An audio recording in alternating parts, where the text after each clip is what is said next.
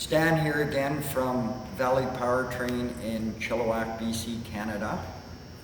And I did a previous video on this 1980 Chevy 3/4 ton 4x4.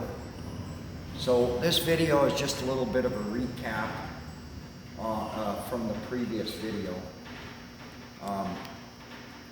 So this truck here has a cast iron 4-speed and a cast iron transfer case. We pulled the 354 bolt main out of this truck, stripped it down and sent it to the machine shop where they decked the block, they bored it 30 thousandths over, reground the crank 10 thou, and balanced the whole assembly, and totally went through the heads.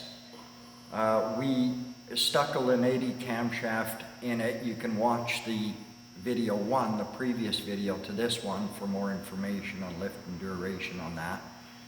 Double roller timing chain, Melling oil pump, new Melling oil pump pickup. And we also put an Edelbrock Performer EPS manifold on this motor. We figure we doubled the horsepower and doubled the torque of this engine with what we did to it. So here it is on the engine stand. It's pretty much ready to go in. I got to bolt the flywheel to it and the pressure plate to it yet. And then basically we can put it in. I've already installed new motor mounts on the frame. And so that's pretty much it. Later today, we're going to put it in and we're going to do another video of this motor in the engine bay when it is running, so you guys can hear it running. So that's it. Like I said, in the next video, you guys are going to see this engine running and you're going to be able to hear it running. So if you're watching this video on YouTube, please like, comment, subscribe.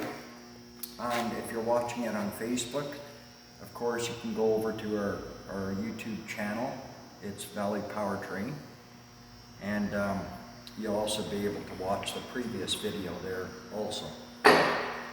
If you're watching the video on our blog, again, if you click on the video, you'll be able to go to YouTube and watch the other video there, or on our blog. It's on our blog also.